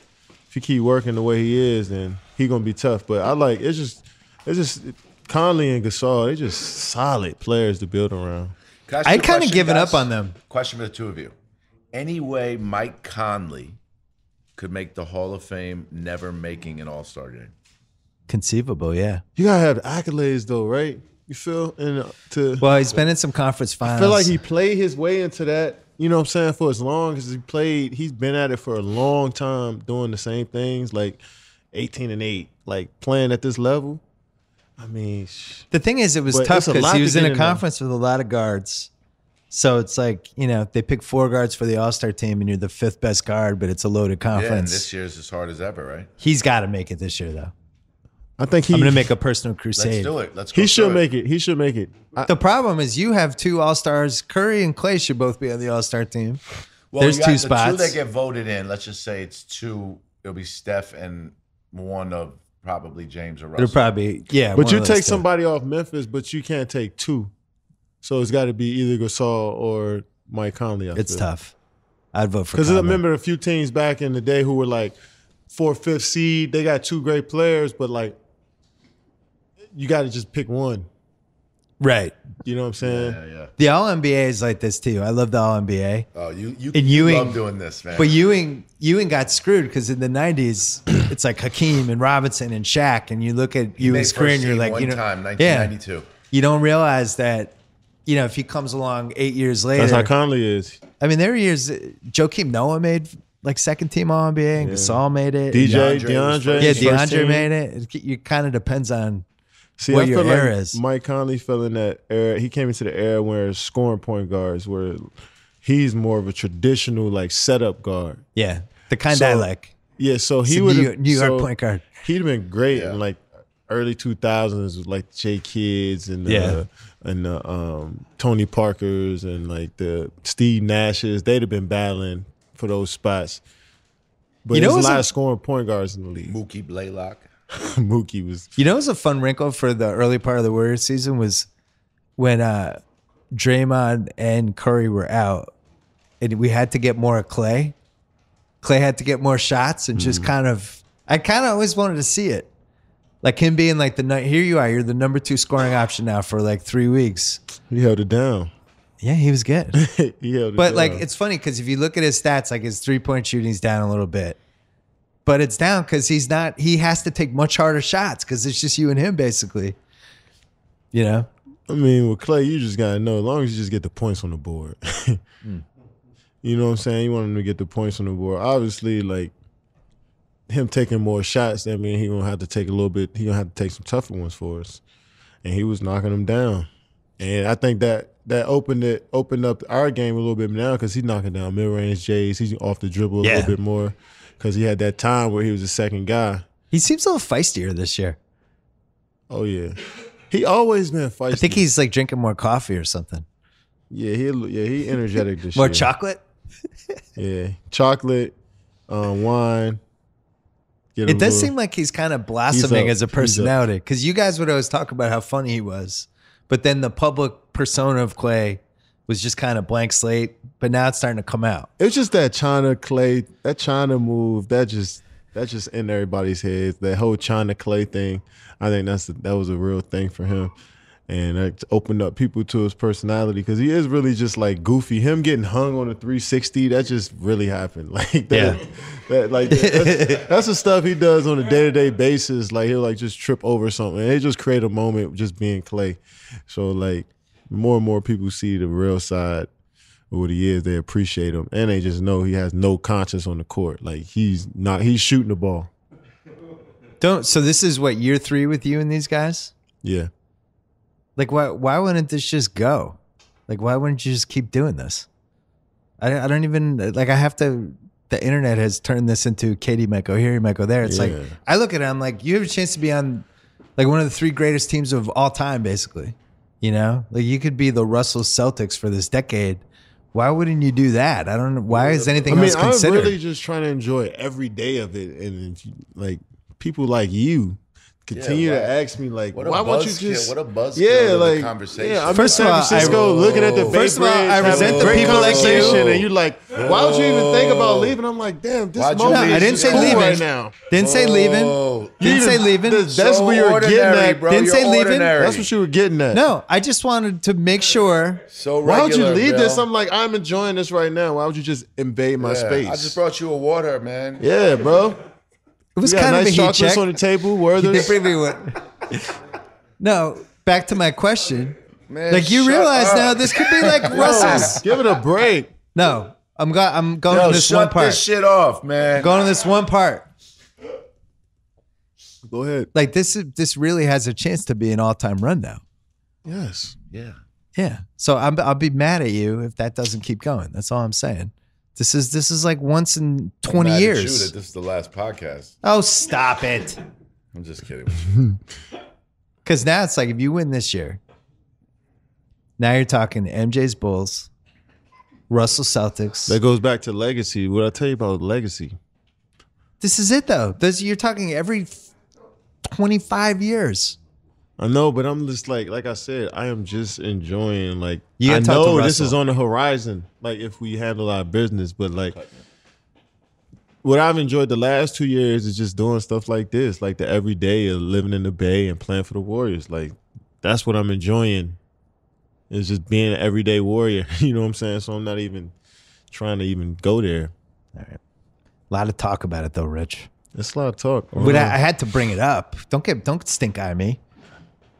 I'm not sick. I don't give a shit either, really. Yeah, it doesn't really matter. Like, I at the end just of the think day, it do was we like really give a fuck? bad. Like, I was watching you and waiting to see how you were gonna do it. Wait, it wasn't like what I was going to do it. I'm just saying. I thought it was. I thought care it was about basketball. poorly. I'm sorry. I thought you brought it. I love basketball. I'm sorry. You brought it in the conversation poorly. Like, No, I didn't. Yes, for the No, you'll hear this For being tomorrow, real and you'll be like, Simmons, it you actually brought it in was. poorly. yeah, It because was like very I'm nice. just saying for our 5th podcast, really Sixth. because 6 though, but I did one alone because Kevin didn't want to do with you. I'm just kidding. I'm just kidding. No, I'm saying for our 6th podcast, like it could have been a little bit more of a dance. Like you should have said, like, let's talk about free agency now. You cool with that, Kevin? Oh no, I really want to do it, Bill. Come on, Kevin. You know I got to bring it up. Oh, I didn't. He was like, you really could join one of the greatest teams ever. Why would No, you not first of do all, it? I didn't want to ask about free agency. just I did. was Do asking it. about appreciating. What you know? What? What's This the plan opportunity. What's the plan for the Ringer, man? I noticed you've done less video shit. I'm just saying. I feel like you've done less video. You locked in on podcasts, which is smart. No, we're doing more video actually. Well, you should just lock in on podcasts. I'm just kidding. But you guys got something. Stick to your sweet spot. Be the biggest podcast network. Flip it. Make some real. Well, we have Bill more than Simmons money. podcasts, Rich Kleiman. We have a lot of stuff. I know. I'm kidding, man. I saw your documentary. Did you do the surf one too? We did the surf one. That is a sick story. Monumental Sports. That was a really good one. There's some good stuff coming next year too. You're killing it. You are killing it. I'm happy for you, man. You know that for real. I'm kidding though. No, are you kidding about No, being happy I'm for happy him, or- for you for real. I'm kidding about fucking with you about not being happy for you. Okay. I resent that you didn't like how I entered that question. I thought feel it like was- I'm good at It questions. was average. It was like average. Well, listen, not a lot of teams have won 3 in a row. I think No, it's a that fair is true. topic to They- bring but up. you know what the True, problem man. is? They haven't won 3 in a row yet. Yeah. I'm We saying got those a are the chance to do it stakes. You have a this year. chance to It's do cool. it. Yeah, it's cool because them teams is really good and to be in that conversation. We're going to take one more break to talk about our friends from Microsoft Surface. Need a device that helps you get stuff done, but is also perfect when you want to catch up on some fun, like streaming live sports or checking on your fantasy team. Or in me and Kyle's case, checking on our fantasy team that's in the semifinals and kicking everyone's butt at the Ringer. I can't wait. You know, if we win the whole thing, I'm taking all the prize money and you and I are getting dressed up and we're going to go on a night on the town and then send videos to all the people in the league as we eat steak. Yeah. Hey, check out the latest member of the Microsoft Surface family, the new Surface Pro 6. Just take the keyboard off, use it like a tablet, or snap it back on and use it like a laptop. It's that easy with up to 13 and a half hours of battery life and the new 8th gen Intel Core processor. It's everything you love about the Surface Pro. Now, even more powerful, it is, again, the latest member of the Microsoft Surface family, the new Surface Pro 6. And since we're here, speaking of football, oh yeah, you're probably out of your fantasy league at this point. Only like the real greats like myself, I'm alive in the semifinals of both leagues. Most people, the common people, they just have daily fantasy at this point. But that's a good thing. What about FanDuel? They want you to know there's no shame in walking away from your losing season in fantasy and coming right and playing some daily fantasy. I won on FanDuel 2 weeks ago. Last week, I got both of my butt cheeks kicked, not just one, but both. But this week, I'm rallying back. I'm gonna have a great fantasy week. I'm winning in everything this week in fantasy. Over at FanDuel, you get the excitement of researching and building your team each week, regardless of the outcome. Trust me, I've tried other DFS sites before. If you're not a fantasy expert, FanDuel clearly the place to play when you're ready for a fresh start, and you probably are. Because you're not like me. You're not in the playoffs anymore. Come over to FanDuel. Get a $5 bonus when you make your first deposit. Pick a new fantasy team every week. All the fresh starts you need to get back to winning. Come play with me. FanDuel.com/BS. New users only. Bonus not available for withdrawal. State and age restrictions apply. For full eligibility rules and terms and conditions, go to FanDuel.com. How has Steve Kerr changed as a coach over the 3 years you've been with him? Has anything changed? Does he deal with you differently? He's a lot more. He's more patient over the last few years. He's been more patient, especially with just the wear and tear of playing through playoffs for this long. 4 years in a row going to the finals. I went 2 years. 15. In a row, this 2 years could before me, and 15, 16, 17, 18. Yeah, so 4 years in a row. So he's a little bit more patient when it comes to like recovery and practice. And it seems like the whole league is now into this. Yeah, you can say. I like how Toronto's handled Kawhi. They're basically like back to back. You're not playing tonight. If anything, I thought Philly played Embiid too many games. I would have been more careful with him, considering he hasn't missed had a lot of time, and he was on that back-to-back schedule last year, right? This year he played basically.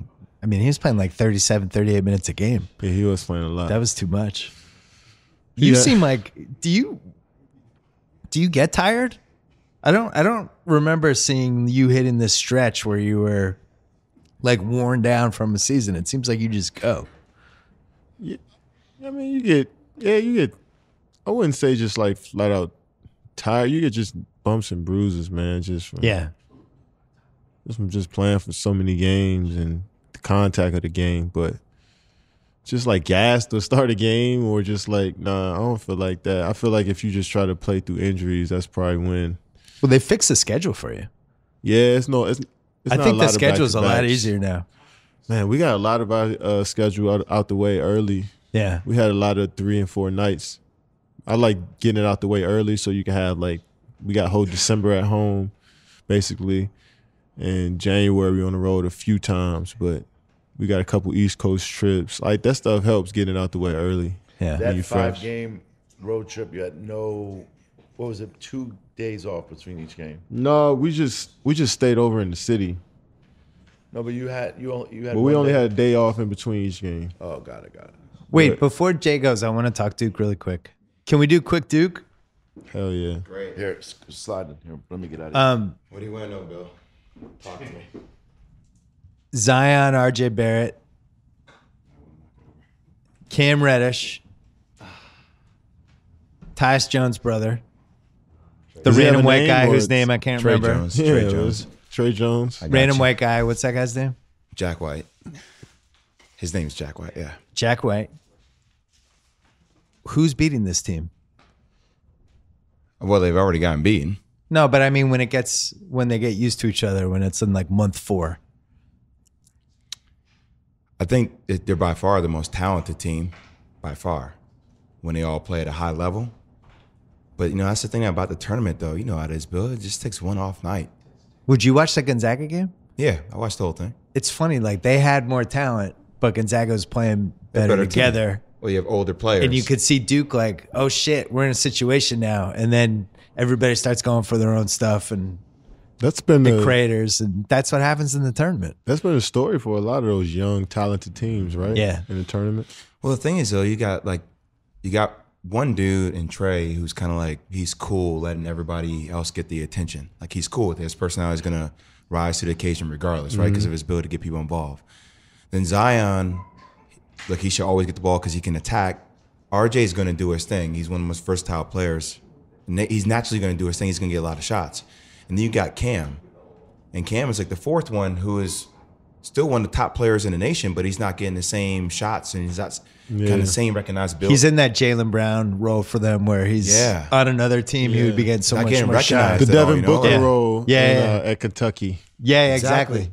And I don't care what anybody says, man. Like everybody brings the ego to the table. Like that ego gets affected. And I'm not saying it could. I mean, look, they can win it easily, but it's also easy for a team like that with so much talent to fracture too. You know what I mean? You know how it is. Yeah, yeah. Like it takes one. I wrong felt thing it in said that or- Gonzaga loss because Reddish was going for his own stuff in the last 5 minutes, and you know that when you get to March, when that happens, that's the thing. It's like I don't think they shoot threes enough either for where to win 6 times in March, basically. But it just would have been so much more fun if Zion went to South Carolina. And he just was like his own team. And it was like, that's the Zion team. You got to go through Frank them. Martin and then it was Reddish. And is that why he didn't want to go, Frank Martin? I don't know. I mean, Frank Martin's a great coach. He's intense and I love it. He's like that old school coach. I would say intense is an understatement. He could bring the flame out. Sure. I think they've been great anywhere, all three of those dudes. Yeah. I think they play well together. I'm not giving up on them. I think Zion might get like the biggest shoe contract that we've seen for a long time. Think so? I mean, I'm just saying how athletic he is. Like, and you said it before. It's not just him being athletic. It's like he's gracefully athletic. He is. The crazy thing, how different it is from like when KD was. What was your senior in high school? 06? 06, yeah. So I remember looking at the list. The Celtics had a good pick that year, or I knew they were gonna have a good pick the next year. I was like, oh, I wonder who's on the list. And I'd heard some Greg Oden. And it's like, oh, there's a 6'10" kid in DC. He's good. But it was hard to actually see you or know about you, you know? Yeah. Zion's in high school, and he's on the House of Highlights feed, you know, every 2 days with some crazy dunk. In high school. Yeah. By the time he got to Duke, I felt like I had a history with him. Yeah. And then you watch him, and he lives up to it. And by the time he gets to the pros, I feel like it's almost like LeBron in 2003. He's like been in people's lives. Plus, he's incredibly fun to watch. Yeah, I mean, if he goes to like New York or Chicago, we'll know if the NBA was ever going to rig a lottery, it'd be this one. They're ever going to do it. You mean he's not going to go to Phoenix? This is the year. That first dunk contest for him in it is going to be ridiculous. That's going to be. How do they figure out the hierarchy of where the best players sit for the dunk contest? Every NBA player just gets to sit on the floor. First come, first serve. It's first come, first serve. It's not. Oh, they don't give you the tickets. I think it's fair. I mean, when you a player, I just see all the players as soon as they walk in, they just find a seat. That first Zion dunk contest is gonna be something sick. He legit. Have you reached out to him? No. You did do the Duke shoe though. Yeah, he did. No, you did. I thought you said he played him. Oh yeah, I did it. Shoes are tough. Duke shoe, 3 of them. But I never really been in contact with him. I don't usually get to see these dudes until they get to the league anyway. But Grant Hill, I ran into Grant Hill in September, and I was asking him, and he was like, the guy's Zion. He's for real. He was like, I went to a practice, and he's like 280, and he's just ripping through dudes, and he was just like having a heart attack about him. So that's one that he was officially on my radar from that point on. Did you watch as a real Earn guy. Everything? Which one? Earn Everything is like their thing that Duke put out on ESPN Plus. No. You gotta watch it, man. So they go and they do the vert test, right? And he clears the vert machine. What? He clears the vert machine. So Will Stevens, the athletic trainer, goes back into the locker room and gets 2 of those 45-pound weights, puts them on top of that, stacks those 2, and then puts the vert machine on top of that. He clears that. That's sick. I've never seen anything like it. The thing is, like, he's not fat. You know, it looks like he's like chubby or doughy, but he's not. It actually seems like it's all muscle. He's just built like a tree trunk. He can get big if he let himself go over. Yeah. Like you, Right. you see him. It's like he can get big if he just chill. The other for thing a that couple shocked me months. about him was defensively moved how good. advanced he is. Yeah, He moves like good. he has a chance to, you could potentially play him as the 5, kind of how Golden State does with Draymond. And He's almost like that next elite, like LeBron James, kind of like chase you down blocker. yes, You know what I mean? oh yeah, the chase down. Like he can get it at the top. Yeah, LeBron's gonna give up that title at some point. Has to. Yeah, It's different, man. LeBron jumped off 1 foot. Zion jumps off 2 feet. And he was grabbing way more blocks off 1 foot. Zion, he is protecting the rim in the half court, I think. That's how athletic he is. yeah. He going to get he more so like he'll be a great team defender.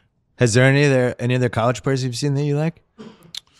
I like to hear from Murray State, Morant, Ja Morant. I haven't seen him. He's pretty good. He can go. Supposed to be top 10 I like the pick. Admiral.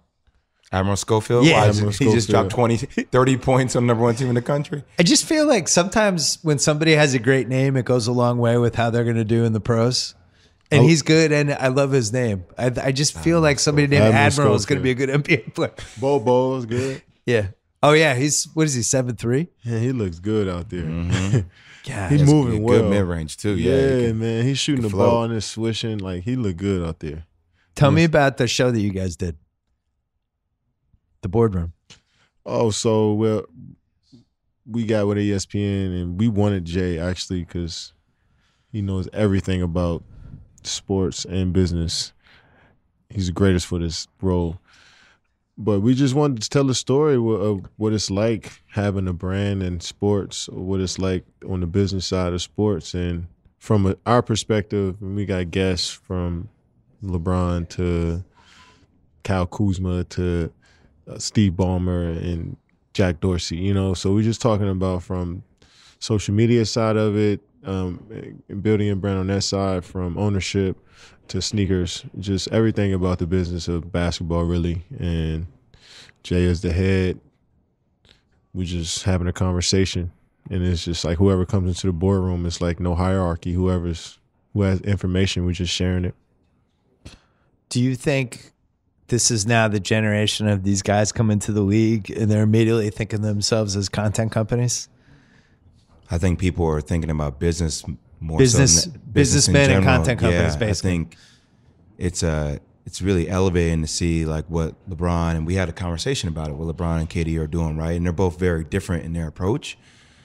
But like, how do you build out different verticals of your business? And I think that's what you're seeing them do. And it's really cool to see them do it in different facets. If it's, reading an article about him and Fast Company and what they did with Postmates and other things, right? You start seeing how these tentacles are spreading out. And I When think- you came into the league, all you were thinking about was basketball and what you signed for with your contract, right? Exactly. Was there any other? I mean, my dad, we wanted to do something. We wanted to invest, but we didn't really know what to invest in at that time. We were just trying to get I just wanted to win. Yeah. Like I was telling him, like we had that time where we lost like 13 or 14 games straight, and that's when MJ came into town. But like I wasn't used to losing at that rate and just not caring. Yeah. right. Like that shit can make you angry all the time. You So know what what I mean? were guys doing off the court around that time? Like, what was a hot thing to do around the league outside of your contract around that time? Well, there was stuff like I know Jordan and some of those guys. Didn't they have Jordan had a motorcycle team, right? Which way? Jordan, right? Yeah. Okay. Rich Rich is killing the chips, Rich bro. Get in here, by the way. Rich is trying to make as much secondhand noise as possible. Oh no! Now you're bringing over the pretzels. Jesus. Gluten-free mini pretzels, clutch. Dinner at the Durant's. That's the No, dinner it's all is good. gluten-free pretzels. I guess so. Are they good? Oh yeah, go ahead, try some. Yeah, I don't know when this started with the players come in and it's not just basketball. It's like, because I feel like when Jordan came in, that was the first guy. He looked at Nike. He looked at a couple different corporate sponsors. But that was it. Now it seems like these guys are coming in and they want to be the company. not work for somebody else's company. Although Jordan eventually. Tune into the show, bro. But I don't know when that changed. I almost feel like it was LeBron and Maverick were the guys that flipped that. Initially, social like media helped 8-9 too, years having ago. your own platform to release content. True. I think it's helping a lot of guys. Get your message out to people. Yeah. How do you use social media these days? to troll. That's in one of the shows too. It's great, by the way. You really like that one. What do you mean? We just talked about social media in general with Jack Dorsey and how people use it and if you're really going to become yourself or not and how you deal with shit. Do you use it more promotional or? Twitter, more so promotional. Instagram, more personal. I like it. Instagram's my favorite social media thing now. Why?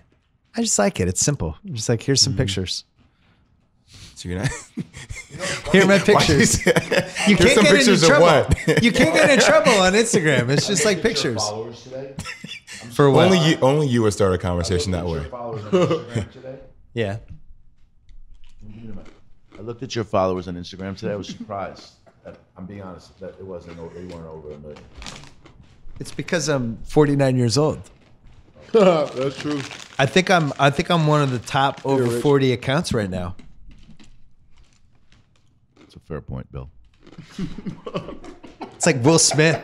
I think Will Smith is the only guy over 40 who has over 1 million Instagram things. He jumped up quick too.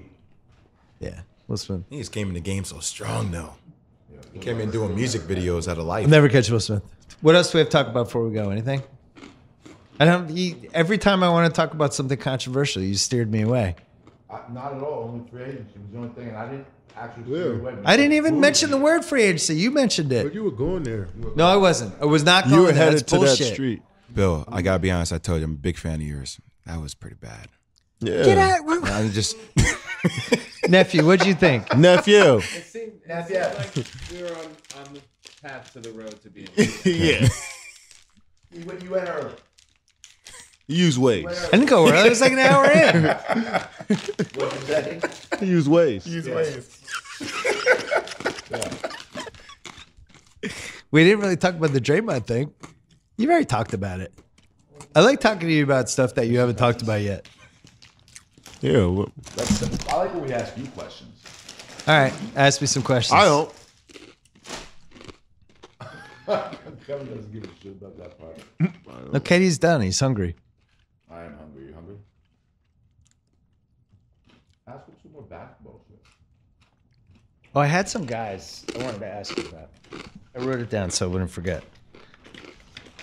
you just pull a piece of paper out of your pocket like that. I wrote down The some stuff. time on I that. think you guys geek out a little bit This is great. on ball. All right? Some quick question. We'll do a speed round, then we'll go.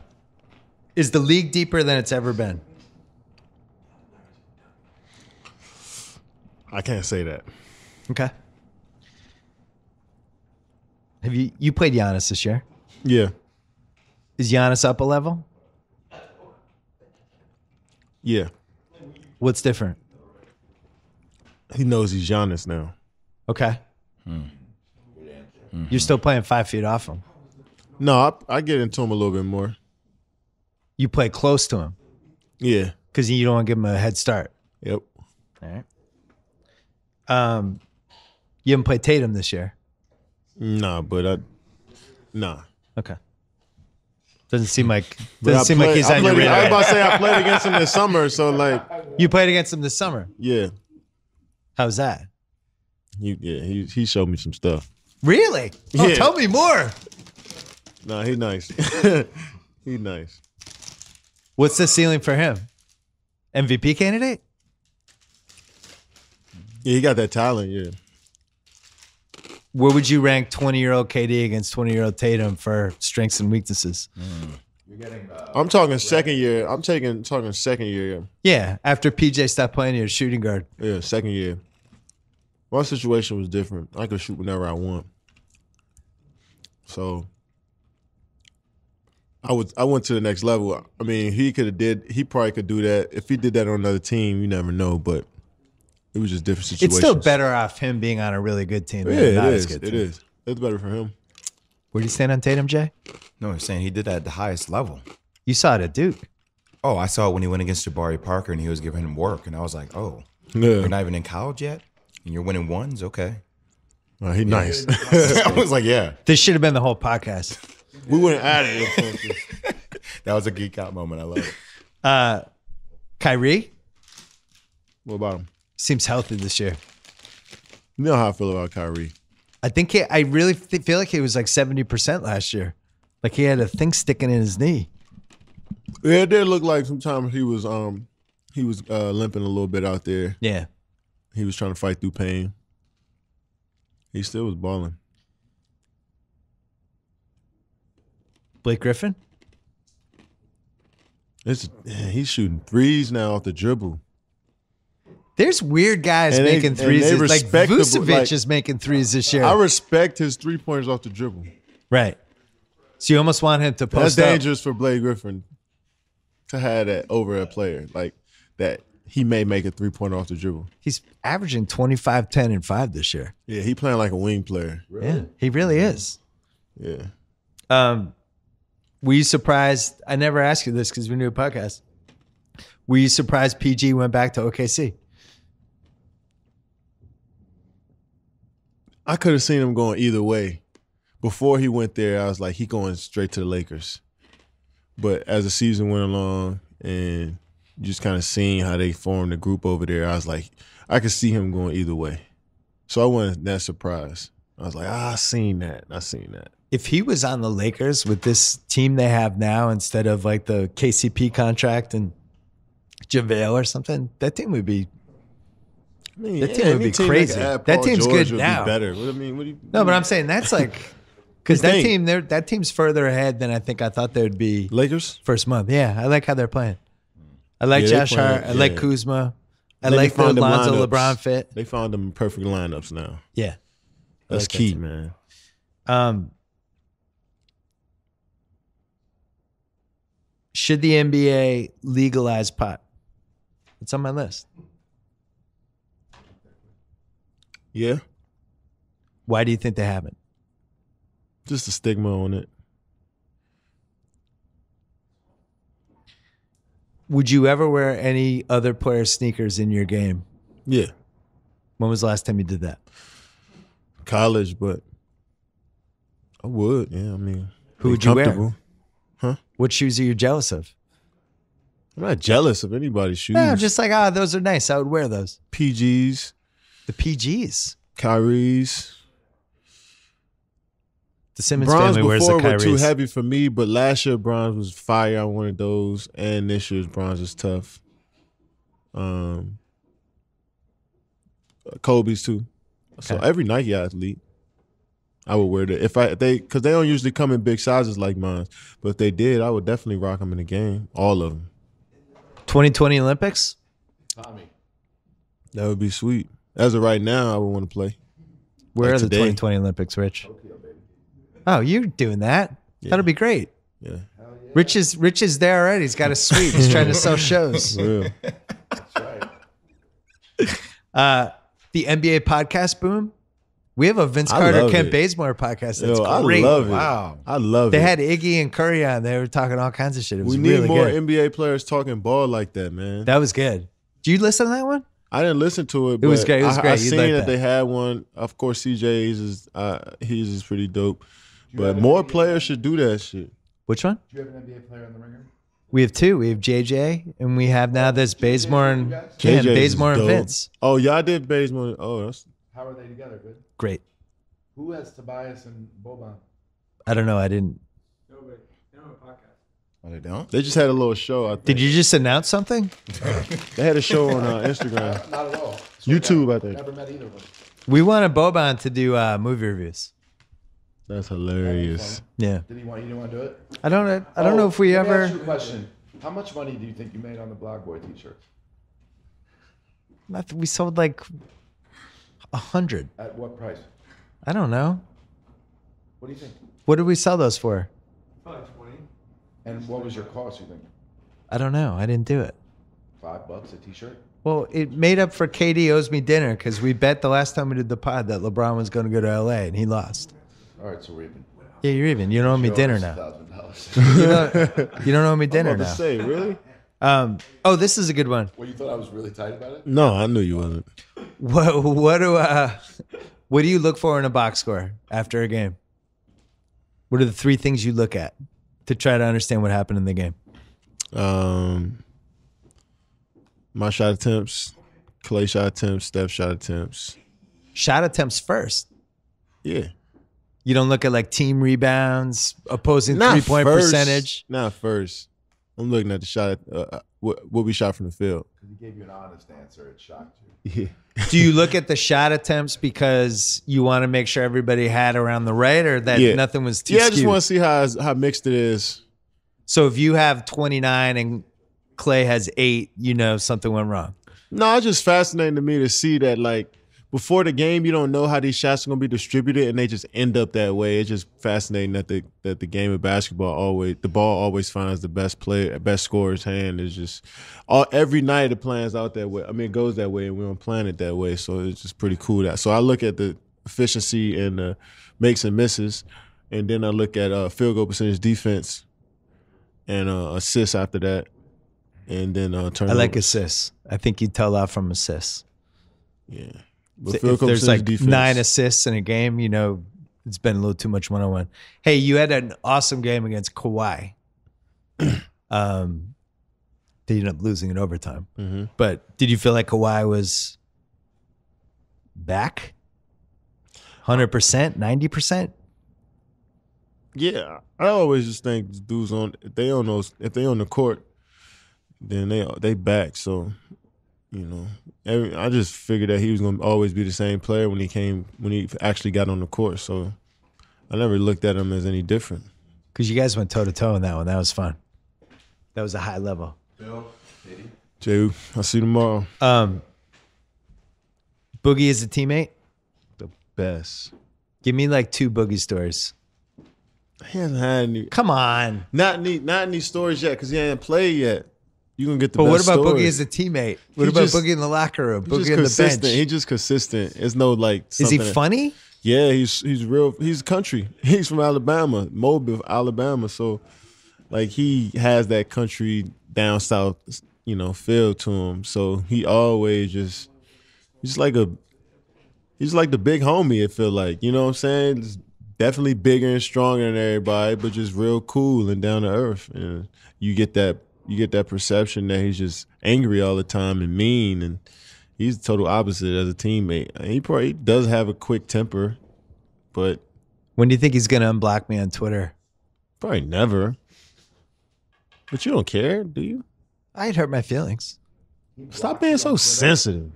No, here's why it hurt my feelings. You're insecure about yourself. No, Jalen and I were driving the Boogie. See how stupid that sounds? Jalen and I were driving the Boogie bandwagon for years, and I was like, I don't know. I thought we had a better relationship, me and Boogie. Yeah, you talk shit about somebody. Then I didn't talk shit about him. What'd you say? I didn't vote for him for All NBA because I didn't think he played enough games. I didn't think his team was good enough. And he didn't. But did he it. play like an All NBA player? So Who'd you put over him? I don't vote All NBA if you didn't. Who'd you put over? If you didn't go 500, I'm not voting for you. Who'd you put over? I don't remember. It was like 3 years ago. So it must have been somebody that wasn't as good as him. Go 500. Nah, and I'll consider you for You know All your NBA. eyes don't lie. Stop. You're not one of those, Bill. I'm just telling you. Your eyes don't lie. I don't vote for All NBA. I have a vote. I take it. When you watch a game, your eyes don't lie. You don't put somebody who's, you know, if you got a choice to put the better player up there. Do you respect my choice to not put under 500 players on my All NBA team? What was their record that year? I don't know. It was below 500. Do you think centers should be on the All NBA team or should be like the All Star game? I always look at the All NBA team as, if I'm voting for the 5 people, would they make sense as a 5-man unit and go at it that way?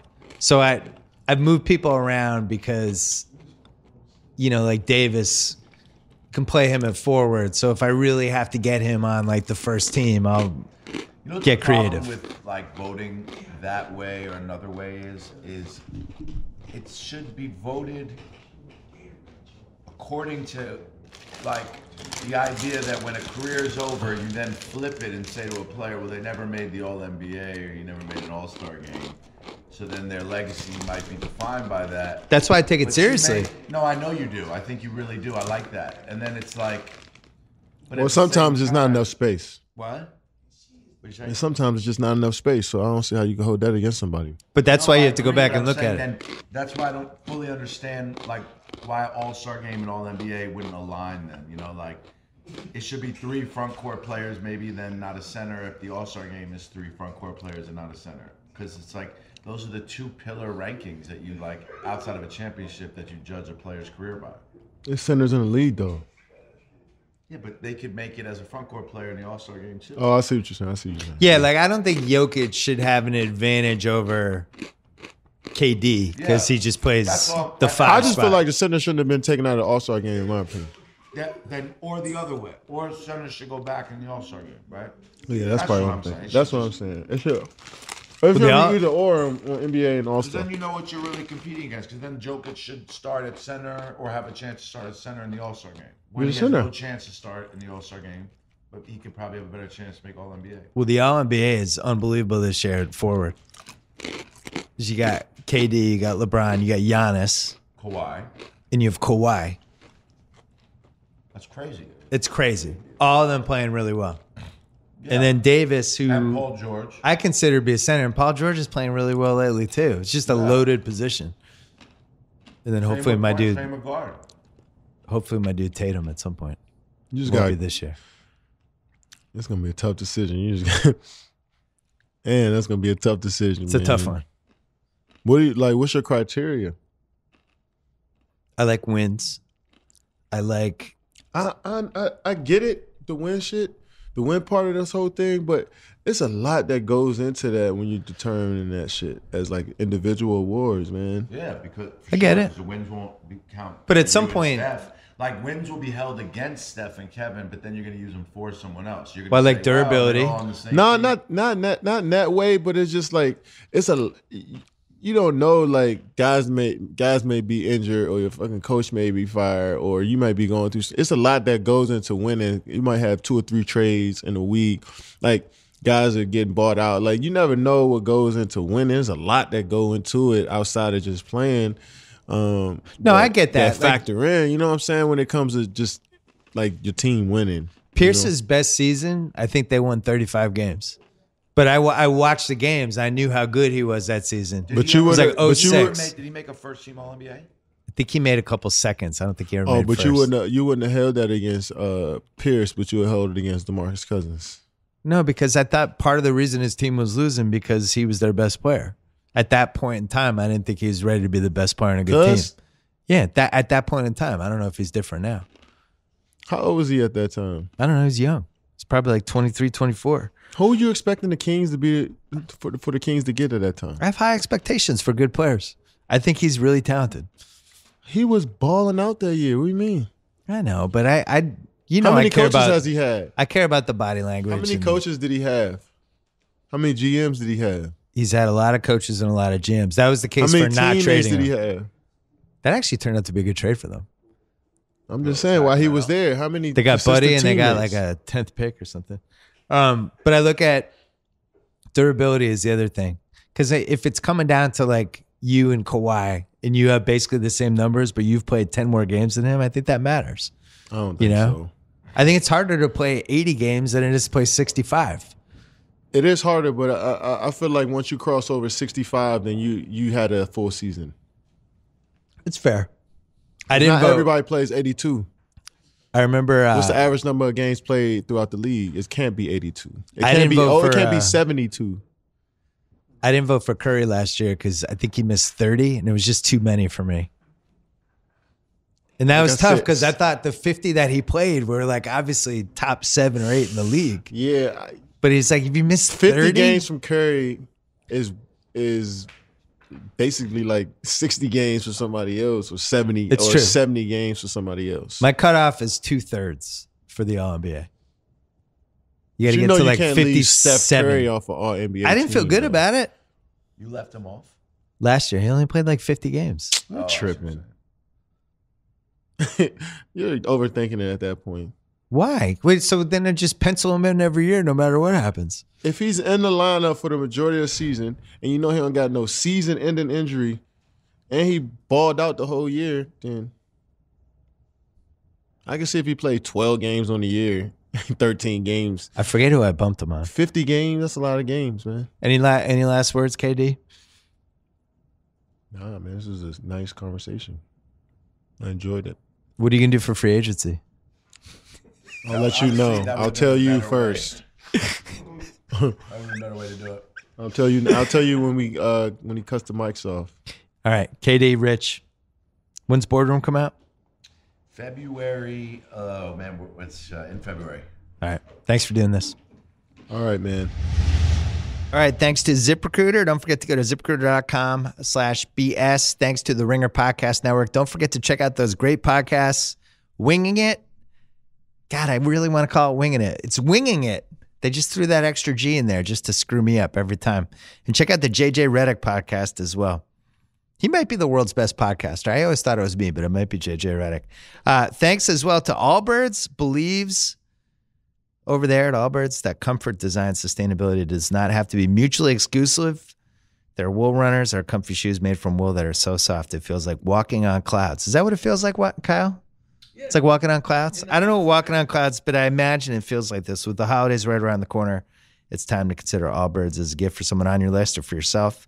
All new wool runners available in a variety of limited edition colors and sizes too, because people have different feet sizes. Over there at allbirds.com and also FanDuel. We talked about them. Look, I know everybody's not as good at fantasy as I am, and you're probably not in the semifinals of both of your leagues like me. That's why we have daily fantasy. When you're out in your real fantasy, you move over to daily fantasy, or if you could be like me and just play daily fantasy every week, you could go to FanDuel. It's the place to play. At FanDuel, you get the excitement of researching and building your team each week, regardless of the outcome. Come play with me at FanDuel.com/BS. Get a $5 bonus when you make your first deposit. FanDuel.com/BS. New users only. Bonus not available for withdrawal. State and age restrictions apply. For full eligibility rules and terms and conditions, go to FanDuel.com. The BS podcast is probably coming back, I would guess, late Thursday night. If you get bored of me, go listen to the Rewatchables. We did The Firm. It was really fun. Chris Ryan does an impersonation of Wilford Brimley that changed my life. It might change yours as well. Until then.